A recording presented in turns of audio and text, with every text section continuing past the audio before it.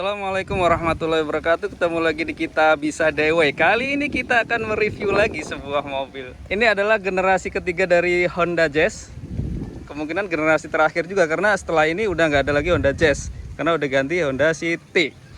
Oke, apa istimewanya di GK5? Kalau kita nyebutnya generasi ketiga ini adalah GK5 karena sebelumnya ada GE8 sama GD3 yang kita kenal tahun 2004 ya kalau nggak salah ya. Ini tahun 2015 GK5, mesinnya sama GE8 ya, masih 1500 SHCI VTEC. Jadi HP-nya sekitar 120, terus torsinya sekitar 145. Oke, istimewanya apa aja di Honda Jazz GK5 ini? Dari tampilan sih standar sih ya. Kalau kita lihat dari depan, bumper masih pakai GK5 juga, cuma yang versi facelift. Agak sedikit sudutnya agak sedikit tajam ya dibanding orinya yang GK5 yang ini. Terus lampunya dipakein punya LED. Ini running LED juga untuk sennya. Terus grillnya juga versi facelift. Kalau dilihat di sini grillnya versi facelift, ada RS emblem di situ. Cuma minor lah ya. Terus peleknya dipakein ring 15 juga, replika TW. Cuma lumayan cakep, jadi agak manis. Terus per depannya ini dipakein punya asli GK5, cuma dipotong sisa berapa nih, 1,5 jari. Untuk bagian belakang pernya dipakein punya Futura, seri Futura Suzuki ya. Jadi di sini masih lumayan, ada sekitar 3 jari. Ring 15 juga, bumper belakang standar. Terus lampunya pakein punya running LED. Ini cakep kalau nyala malam nih running LED-nya. Terus bumper belakangnya standar. Terus knalpotnya dipakein free flow full system. Jadi dari downpipe depan sampai belakang full system. Tapi tengahnya nggak dipakai reson kayaknya, jadi suaranya kenceng banget. Ini sih nggak akur sama kompleks sih sebenarnya ya. Agak lumayan berisik, cuma ya nggak apa-apa, modif-modif harian sah-sah aja lah ya. Oke, lanjut kita ke bagian interior. Kalau interior standar sih ya. Interior standar, cuma diganti joknya bridge. Yang jelas ada airbag di sini, airbag di penumpang ada. Terus standar ya, sun visor standar, sun visor nih. Lampu kabinnya juga standar. Ada, ini terlalu deket sih menurut gua sih. Jadi di sini ada, di sini ada. Untuk joknya konfigurasi sama ya, sama standar. Ini bisa dilipat rata bisa. Bagian belakang standar Jazz ya, dari dulu Jazz juga fiturnya bisa dilipat rata. Terus lagi apa ya? Oh ya, balik lagi ke unit chip. Kalau kita tilik tenaga standar ya, standarnya dulu tuh kalau ini Jazz itu sekitar 120-an. Nah, ini kita bisa lihat di sini, ini standarnya. Jadi sekitar 120 di 6.600. Ini dia 123 6.600, berarti pas ini. Ketika kita tuning pakai unit chip itu lumayan juga naiknya. Jadi kelihatan banget pakai unit chip itu dia naiknya lumayan signifikan ya. Dari 138 maksimalnya di 7000 dia naik ke 155, sekitar 17 HP. Lumayan, cuma sebagai informasi aja kalau kita nambah ini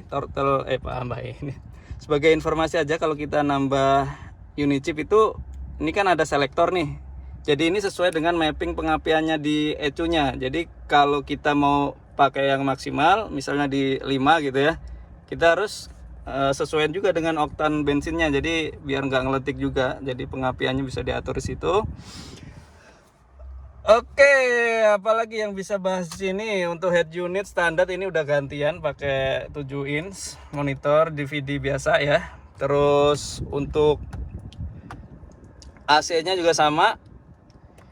Ini juga standar sih ya untuk ini pemilihan arah semburan AC. Terus ini speed buat blowernya mau kenceng mau pelan. Terus ini level dinginnya. Di sini ada hazard. Standar sih ya, nggak ada yang istimewa di sini. Ada retract. Jadi kebanyakan bawaan mobil-mobil sekarang juga udah ada retract. Terus ini ada central lock. Terus ini lock window, ini power window depan belakang. Sama ini pengatur arah semburan angin buat nutup. Terus kiri kanan gua rasa standar. Seperti Honda Jazz waktu dulu ya. Jadi ini buat cruise-nya, cruise controlnya. Jadi ada di setir sebelah kanan. Kalau cruise control tuh berfungsinya sekarang ya. Karena sekarang tuh udah ada aturan maksimal di 100 km per jam di tol. Ini fungsi banget sekarang. Jadi kita bisa atur cruise control sini, aktivasi untuk nambah, untuk setnya, untuk cancel ketika kita udah nggak mau cruise control. Ya standar. Oke, langsung aja kita mau cek sound gimana suara Jazz full system buat knalpotnya. Oke, kita coba cek sound ya, suaranya ya.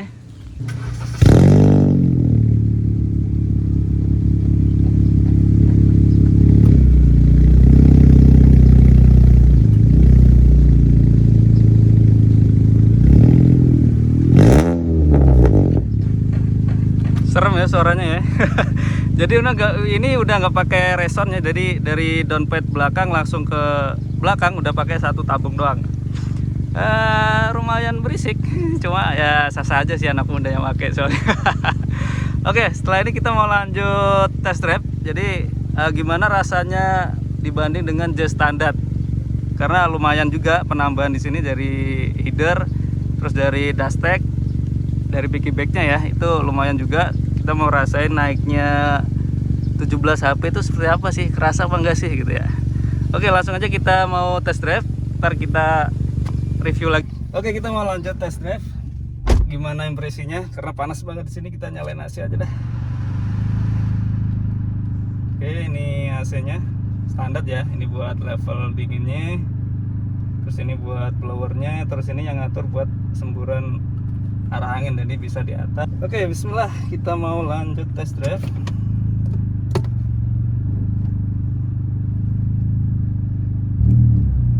Jadi kalau kita bicara dashtek ya, jadi dia sebenarnya bukan standalone, dia cuma manipulasi aja, masukkan ke ECU-nya dimanipulasi.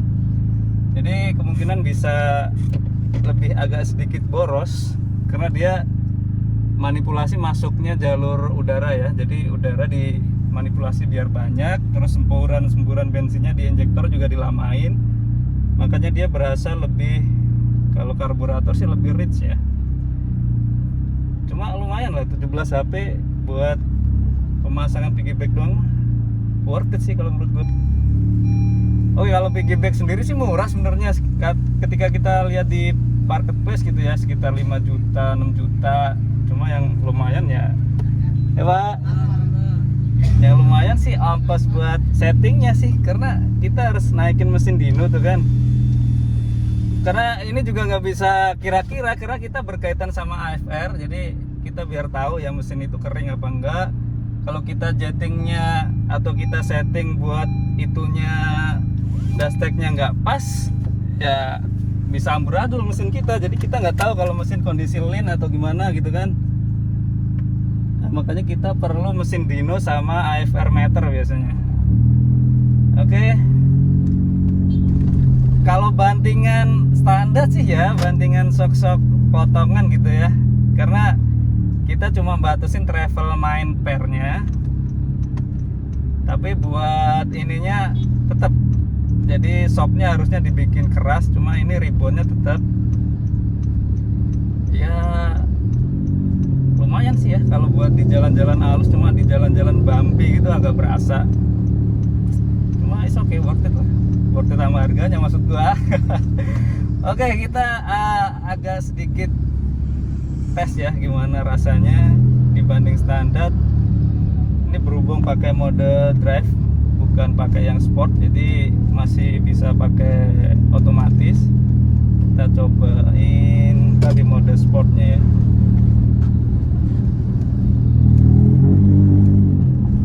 Kalau suara knalpot selera sih ya.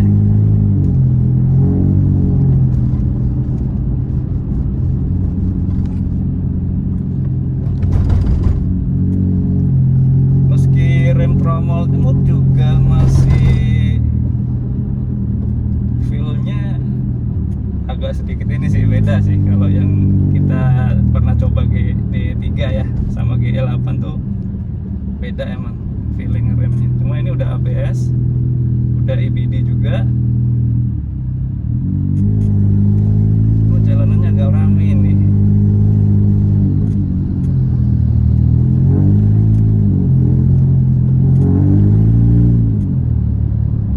Nah, di sini ada warna hijau, warna biru, dia nunjukin kalau kita dulu manual tuh ada istilah vacuumeter ya. Jadi itu nunjukin gimana respon kaki kita sama pedal gas, sama si MID-nya dibaca seberapa agresif kita nginjek pedal. Itu berkaitan sama konsumsi bahan bakar ya di sini ya. Ini ada 8,2 km per liter, jadi lumayan boros ya. Lumayan. Oke, ini di 1 kita pakein di S aja. Jadi kita bisa mainin di paddle shift-nya.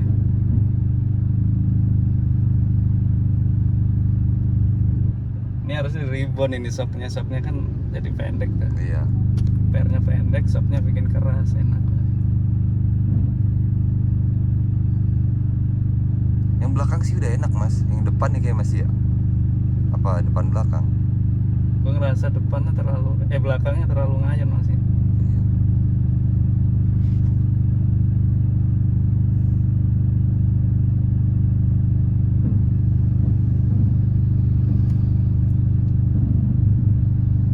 Jadi kebetulan ada GE8 di depan. Jadi beda ya emang ya, totally beda. Kalau GE8 tuh masih kayak GD3 belakangnya. Cuma kalau yang GK5 ini udah beda. Jadi desain lampu sama kacanya juga udah beda, lebih sedikit agresif.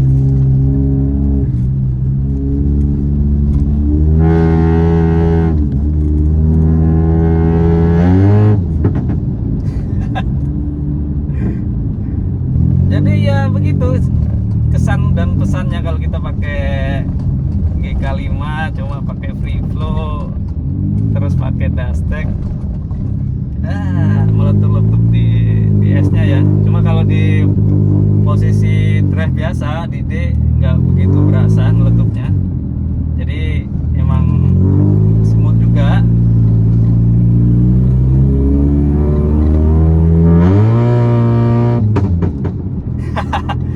Karena passive down-nya dia pasti bunyi.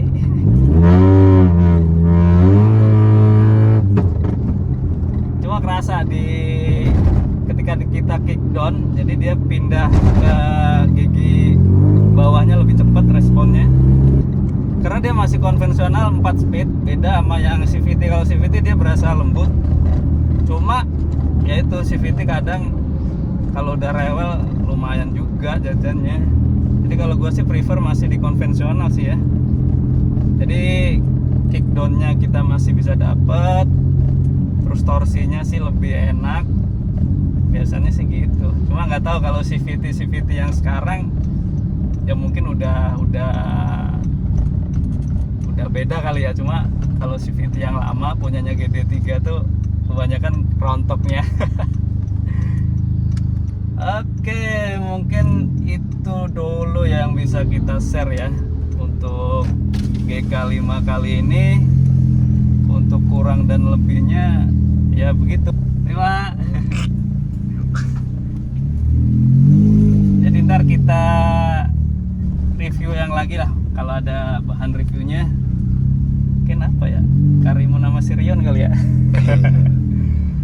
Oke, sekian dulu share dari kita Bisa DIY, semoga bermanfaat. Bila ada kurang lebihnya mohon maaf. Assalamualaikum warahmatullahi wabarakatuh.